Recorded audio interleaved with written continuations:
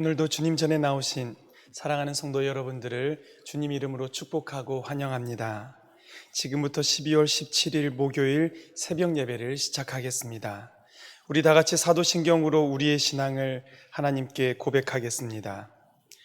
전능하사 천지를 만드신 하나님 아버지를 내가 믿사오며 그 외아들 우리 주 예수 그리스도를 믿사오니 이는 성령으로 잉태하사 동정녀 마리아에게 나시고 본디오 빌라도에게 고난을 받으사 십자가에 못 박혀 죽으시고 장사한 지 사흘 만에 죽은 자 가운데서 다시 살아나시며 하늘에 오르사 전능하신 하나님 우편에 앉아 계시다가 저리로서 산자와 죽은 자를 심판하러 오시리라.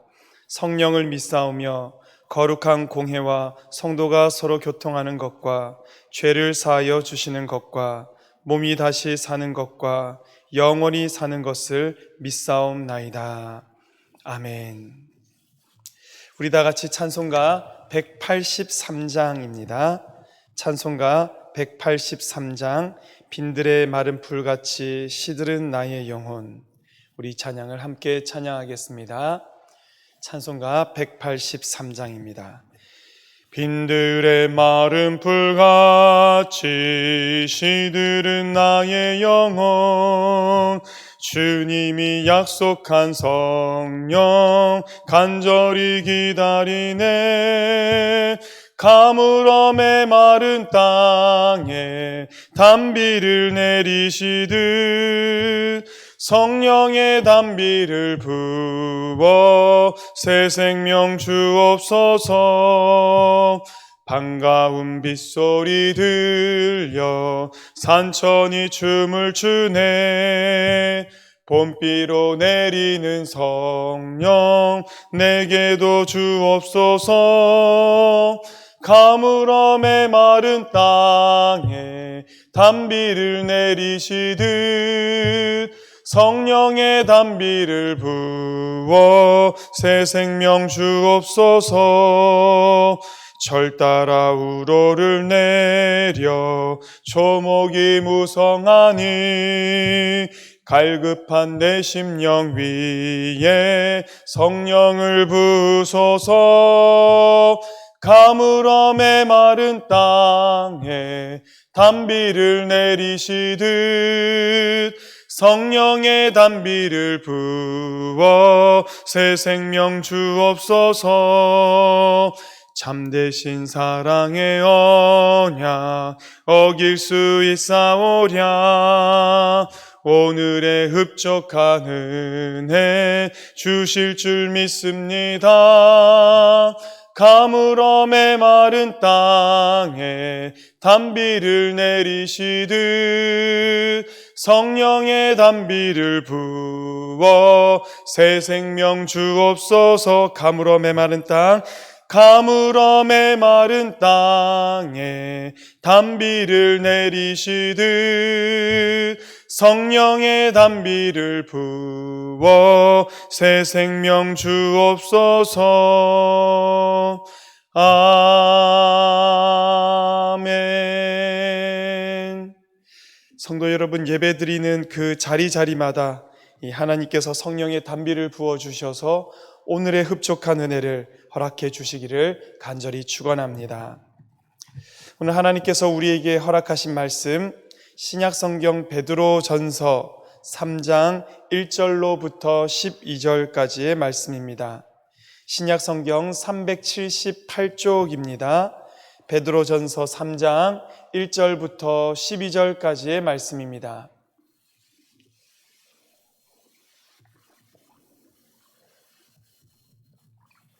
이제 하나님의 말씀을 제가 받들어 읽겠습니다. 아내들아, 이와 같이 자기 남편에게 순종하라. 이는 혹 말씀을 순종하지 않는 자라도 말로 말미암지 않고 그 아내의 행실로 말미암아 구원을 받게 하려 함이니 너희의 두려워하며 정결한 행실을 봄이라. 너희의 단장은 머리를 꾸미고 금을 차고 아름다운 옷을 입는 외모로 하지 말고 오직 마음에 숨은 사람을 온유하고 안정한 심령에 썩지 아니할 것으로 하라. 이는 하나님 앞에 값진 것이니라. 전에 하나님께 소망을 두었던 거룩한 부녀들도 이와 같이 자기 남편에게 순종함으로 자기를 단장하였나니 사라가 아브라함을 주라 칭하여 순종한 것 같이 너희는 선을 행하고 아무 두려운 일에도 놀라지 아니하면 그의 딸이 된 것이니라. 남편들아, 이와 같이 지식을 따라 너희 아내와 동거하고 그를 더 연약한 그릇이요 또 생명의 은혜를 함께 이어받을 자로 알아 귀히 여기라. 이는 너희 기도가 막히지 아니하게 하려 함이라. 마지막으로 말하노니 너희가 다 마음을 같이하여 동정하며 형제를 사랑하며 불쌍히 여기며 겸손하며 악을 악으로 욕을 욕으로 갚지 말고 도리어 복을 빌라. 이를 위하여 너희가 부르심을 받았으니 이는 복을 이어받게 하려 하심이라. 그러므로 생명을 사랑하고 좋은 날 보기를 원하는 자는 혀를 금하여 악한 말을 그치며 그 입술로 거짓을 말하지 말고 악에서 떠나 선을 행하고 화평을 구하며 그것을 따르라. 주의 눈은 의인을 향하시고 그의 귀는 의인의 간구에 기울이시되 주의 얼굴은 악행하는 자들을 대하시느니라 하였느니라. 아멘. 여러분, 계속해서 우리 베드로전서 이제 3장의 말씀을 보게 됩니다. 우리가 어제까지 무슨 말씀을 보았냐면요, 이 땅 가운데 하나님의 택하신 백성이라는 정체성을 가지고 살아가는 성도들이 어떻게 살아가야 하는가. 특별히 우리가 어제 보았던 말씀은 황제가 통치하고 있는 그 당시의 상황에서 어떻게 사는 것이 이 그리스도인으로서의 정체성을 드러내며 살아가는 것인가. 만약 종으로, 하인으로 살아가게 된다면 그 당시 노예 제도가 있었던 상황에서 살아가는 사람들이 어떻게 사는 것이 역시 그리스도인으로서 정체성을 나타내는가에 대한 말씀을 봤습니다. 오늘은 그 당시의 가부장적인 사회 분위기 안에서 남편이 훨씬 더 존중받고 아내는 그와 동등한 취급을 받지 못하던 그런 시대에 살아가는 이 아내로서, 특별히 믿고 믿지 않는 남편을 대하는 아내로서는 어떻게 살아가는 것이 합당한 것인가, 그것에 대해서 계속해서 이어서 살펴보려고 합니다.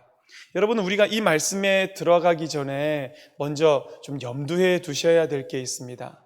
오늘의 시각으로 이 말씀을 보면 너무너무 여성에 대한 지위도 고려하지 않고 남자와 여자가 똑같이 평등한 존재로서 하나님 앞에 부르심을 받았다는 관점에서 보자면 이 말씀은 참 아니다라는 생각이 들지도 모르겠습니다. 여러분, 뭘 생각하시면 좋을까 저도 곰곰이 생각해 봤습니다.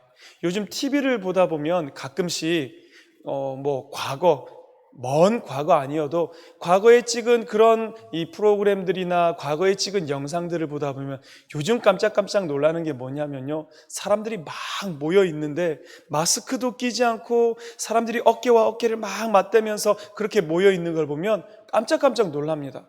아우, 저 사람들이 마스크도 끼지 않고 어떻게 저렇게 따닥따닥 붙어서 있었을까 생각하다 보면 시대가 조금만 바뀌어도 그 당시가 전혀 이해되지 않는다는 듯이 바라보는 우리들이기 때문에, 여러분, 무슨 말씀 드리는 거냐면 오늘 과거에 어떠했냐라는 그 상황 가운데서 이 성경을 읽을 수 있어야 한다라는 것입니다.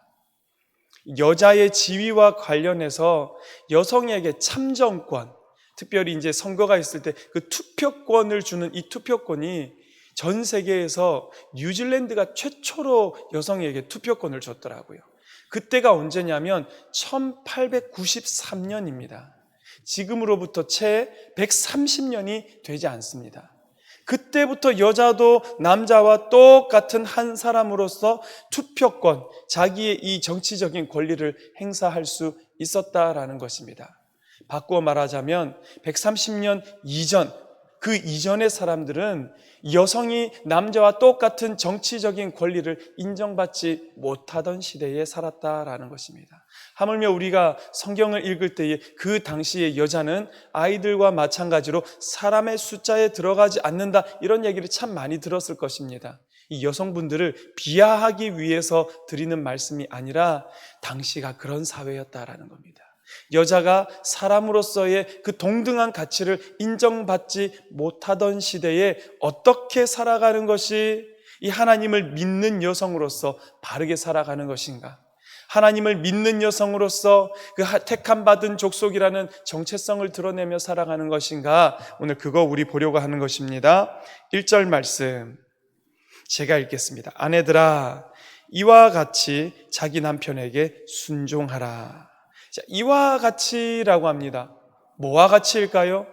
2장에 있었던 말씀, 황제의 통치하에서 사람들이 살아가는 것 같이 주인의 통치하에 있었던 노예들이 그 주인을 존중하며 살아가는 것 같이, 이와 같이라는 것은 남편의 이 지배 아래, 남편의 그 통제 아래에 살아가는 가부장적인 시대에 살아가던 여자들, 이와 같이라는 것입니다. 이 남편에게 순종하라라는 것입니다. 남자들도 그렇습니다. 오늘날 이 말씀만 딱 띄어가지고 가서 이거 봐, 남편에게 순종하라고 하는데 왜 당신은 순종하지 않는 거야? 이렇게 얘기하자면 성경을 우리가 제대로 된 건강한 시각으로 읽지 못하고 있는 것입니다. 당시의 여성들은 남자의 소유물에 지나지 않았습니다. 참 그런 시대였다라는 것이죠. 그런 시대에 있어서 남편이 엄연히 종교를 가지고 있는데 여자가 어디 가서 기독교를 받아들이고 왔다. 우리 집안에 이 여자가 다른 기독교를 믿음으로 말미암아 종교가 둘로 나뉘어졌다. 이거는 사실은 받아들여질 수 없는 그런 시대였다라는 겁니다. 이러한 이유 때문에 그리스도인 아내들이 참 많이 이교도인 남편들에게 핍박을 받았던 그런 시대였다라는 겁니다. 그 시대에 어떻게 사는 것이 진짜 하나님의 사람으로 살아가는 건가? 남편에게 순종하는 것이 진짜 하나님의 사람으로 정체성 드러내며 사는 것이다라는 겁니다. 자, 순종하라. 이는 왜냐하면 혹 말씀을 순종하지 않는 자라도, 남편이 기독교 신앙을 받아들이지 않고 거부하는 사람이라 할지라도 말로 말미암지 않고, 이 여자 아내의 말로 말미암지 않고 그 아내의 행실로 말미암아 구원을 받게 하려 합니다. 이런 겁니다, 여러분. 남편은 안 믿어요. 부인은 그리스도교로 개종을 했습니다. 이 여자가 아무리 좋은 말로 하나님 믿어, 예수님을 믿어야 해, 말로는 안 되는 겁니다. 그런데 이 여인이 남편을 극진히 순종하고 남편을 극진히 섬기는 겁니다. 정말로 야, 저 사람이 믿는 하나님은 어떤 존재이길래 저렇게 할까 싶을 정도로 그의 행실이 참 놀라운 것입니다. 그래서 남편이 그것으로 말미암아, 이 아내의 행실로 말미암아 그 그리스도에 대해서 관심을 갖게 되고 더 나아가서 그도 구원을 받게 되고 지금 그 상황을 얘기하고 있는 것입니다. 그래서 여러분 2절 말씀 같이 한번 읽어보겠습니다. 2절 시작. 너희의 두려워하며 정결한 행실을 봄이라. 남자들이 너희의 그 행실을 본다라는 건데요, 두려워하며 정결한 행실, 특별히 여기서 두려움은 우리가 어제 계속해서 살펴봤던 말씀과 일맥상통입니다. 무슨 두려움이겠습니까? 하나님을 두려워하는 그 두려움, 하나님 앞에서 정결한 그 행실을 남편이 본다라는 것입니다. 그렇다면 여러분, 이 여인들이 남자가 두려워서, 그 당시 사회 가운데의 사람들의 편견이 두려워서 이렇게 살아가라라는 것이 아니라는 거죠. 뭐가 두려워서요? 하나님을 두려워하는 겁니다. 하나님을 존중히 여기는 겁니다. 하나님 앞에서 정결하고 거룩한 사람으로 살아가는 겁니다. 하나님의 뜻대로 그 앞에서 살아가다 보니까 그 행실을 남편이 보고, 믿지 않는 남편이 그 행실을 보고 하나님 앞으로 돌아오도록 그와 같이 남편에게 순종하라라는 것입니다. 여러분, 여기까지 이해가 되실 겁니다. 계속해서 3절, 4절, 5절, 6절 아내들에게 권면하고 있습니다. 3절 보십시오. 너희의 단장은 머리를 꾸미며 금을 차고 아름다운 옷을 입는 외모로 하지 말고. 요즘 여성분들에게 이런 말 하면은 큰일 나죠, 사실은. 그 뭐 쓸데없이 장신구나 하려고, 액세서리나 하려고 하지 말고 4절에 나오는 것처럼 오직 마음에 숨은 사람을 온유하고 안정한 심령에 썩지 아니할 것으로, 그 내면이나 좀 아름답게 갖고 이렇게 얘기하면 요즘은 큰일 나는 말이 되죠. 당신은 왜 이런 말을 그럼 함부로 했습니까? 아까 말씀드렸지 않습니까? 여성은 남편의 소유물이었습니다.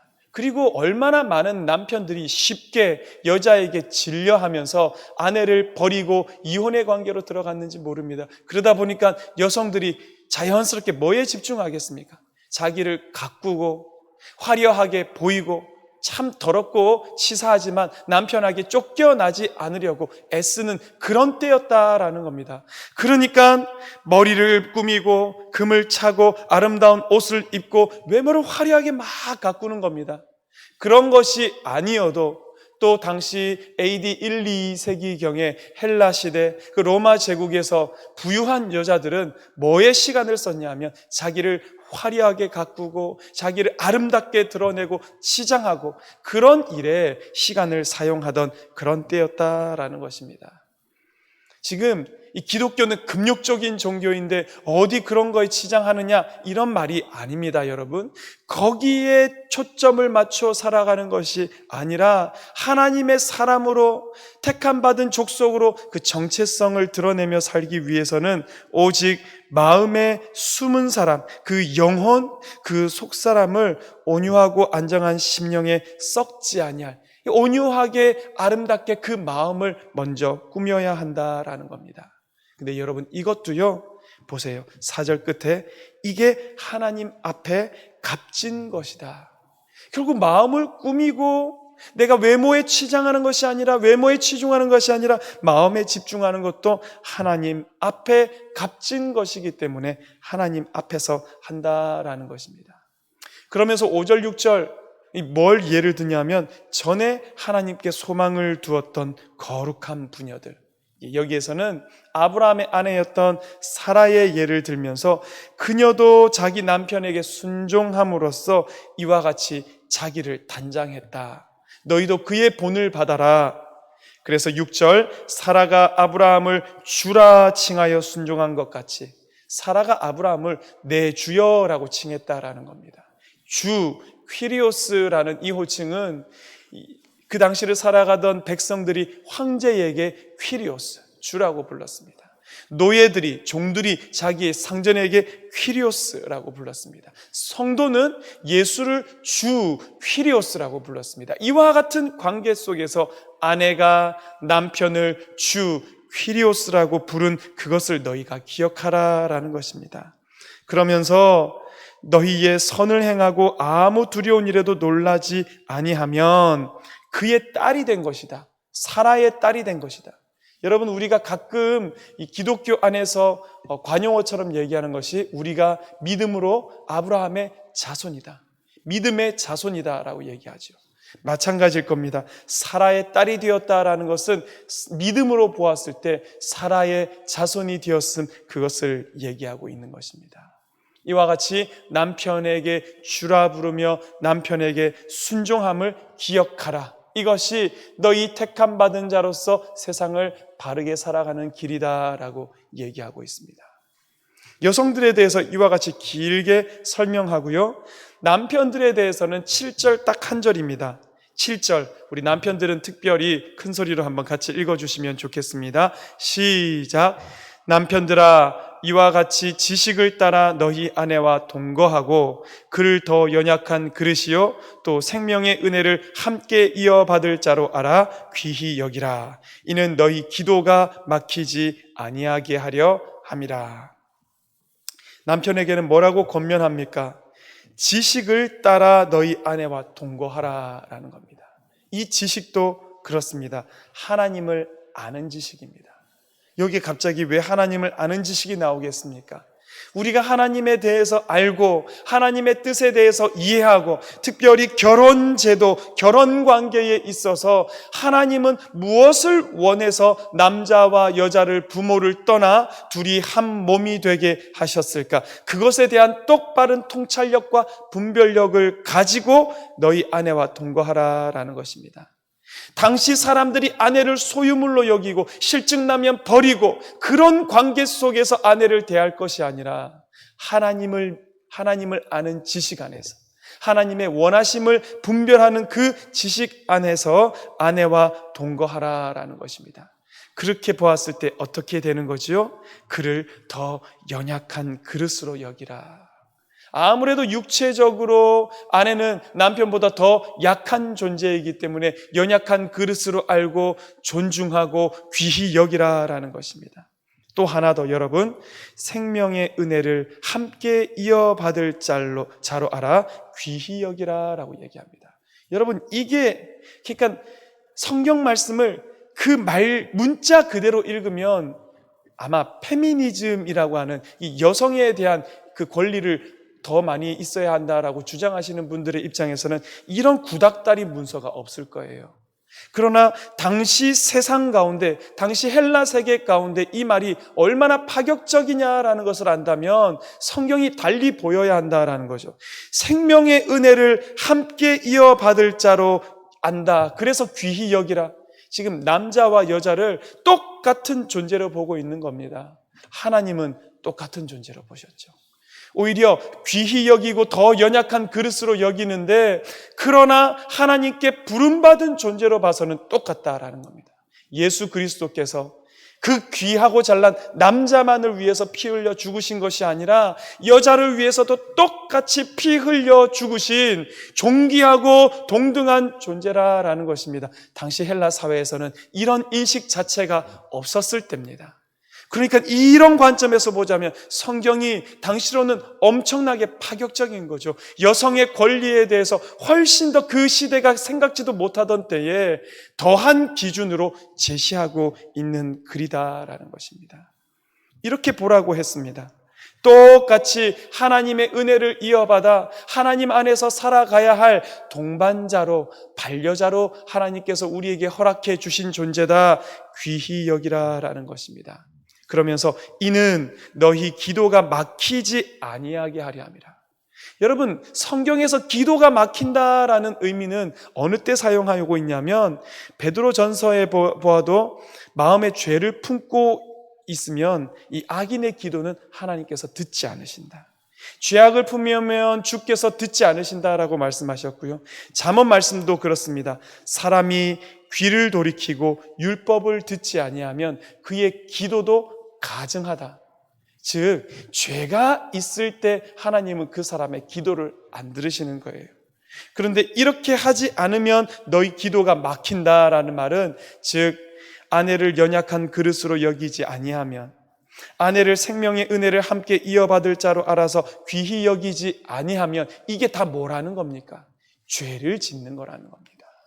죄 짓지 않기 위해서라도, 하나님께서 미워하시는 일, 하나님 원하시는 그 뜻에서 벗어나지 않기 위해서라도 아내를 더 연약한 그릇으로 여기고 생명의 유업을 함께 이어받을 자로 알아서 귀히 여기고 존중히 여기고 사랑하라라고 얘기하고 있습니다. 여러분, 이 말씀 문자 그대로 받아들이시지 마시고 마지막으로 당부합니다. 말씀 속에 담겨있는 우리의 존재를 향한 하나님의 그 뜻을, 지식을 따라서, 하나님의 그 뜻을 따라서 오늘 이 말씀을 받아들이시는 마음, 이 말씀 가운데에 있는 말은 뭡니까? 결국은 하나님 앞에서 그를 구원하기 위하여, 하나님께서 존중히 여기시는 그 영혼을 위하여서 어떻게 할 것인가라는 그 핵심을 함께 살펴보기를 간절히 바랍니다. 그러면서 8절, 9절, 10절, 11절 이제 마지막으로 말합니다. 마지막으로 하나님의 백성답게 살아가는 것이 뭐냐? 8절에 보면 너희가 다 마음 같이 하고 동정하고 형제 사랑하고 불쌍히 여기고 겸손하고, 9절에 악을 악으로 욕을 욕으로 갚지 말고 도리어 복을 빌라. 이를 위하여 너희가 부르심을 받았다라는 것입니다. 성도들 간에 세상 사람들과의 사이에서 어떻게 살아갈 것이냐를 말씀하시면서 제일 마지막 절 12절로 가서 우리 12절 함께 읽겠습니다. 시작. 주의 눈은 의인을 향하시고 그의 귀는 의인의 간구에 기울이시되 주의 얼굴은 악행하는 자들을 대하시느니라 하였느니라. 이렇게 할 때에 결과적으로 하나님 어떻게 하시겠다는 겁니까? 하나님의 눈은 이런 의인, 하나님의 뜻을 따라 살아가는 사람을 향하고 계신다. 그의 귀는 의인의 간구에 귀를 기울이시고, 그러나 주의 얼굴, 여기서 말할 때의 얼굴은 악행하는 자들을 대하시는 그 심판의 얼굴입니다. 하나님의 얼굴은 그와 같이 악한 자들에게 향하시면서 그들을 심판하실 것이다 라고 말씀하고 있습니다. 오늘을 살아가시는 성도 여러분, 여러분들은 오늘 하나님의 사람으로 어떻게 살아갑니까? 첫 번째 원칙, 하나님 앞에서. 두 번째 원칙, 하나님의 뜻을 따라, 하나님이 원하시는 그 지식을 따라 하나님이 기뻐하심으로 이 땅을 살아가신다면 어떤 상황, 어떤 형편, 어떤 제도 하에서도 이와 같이 하나님 앞에서 살아가신다면 그것이 하나님 앞에서 정결하고 그것이 하나님의 가장 큰 기쁨이 되리라 믿습니다. 그렇게 하나님 앞에서 살아가시는 오늘 하루 저와 여러분 되시기를 주님 이름으로 축원합니다. 기도하겠습니다.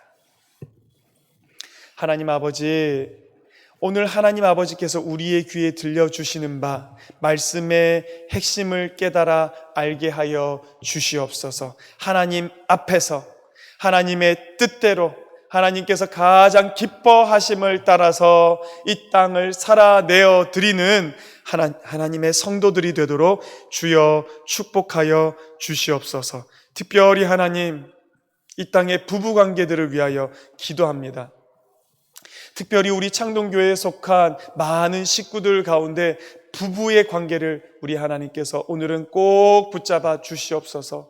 참으로 많은 믿는 가정에서도 믿지 않는 가정에서도 부부의 갈등 때문에, 성격의 차이 때문에, 맞추지 못하는 그 많은 형편들 때문에 힘겨워하고 어려워하고 관계를 끝내려고 하는 얼마나 많은 부부들이 있는지 모릅니다. 주님, 오늘 이 순간에 찾아가 주시옵소서. 서로가 사랑하고 존중하고 배려하고 순종하고, 하나님께서 우리에게 남자와 여자를 부모를 떠나 한 몸을 이루게 하셨던 그 큰 뜻을 깨달아 아는 우리 성도들이 다 되도록 주여 축복하여 주시옵소서. 오늘 창동교회에 속한 권속들 가운데 흔들리는 부부의 관계가 있다면 하나님 찾아가 주시어서 만져 주시옵소서. 회복시켜 주시옵소서. 하나님 때문에 더한 사랑이 있게 하여 주시고 하나님이 주시는 사랑으로, 은혜로 그 가정이 넘침으로 말미암아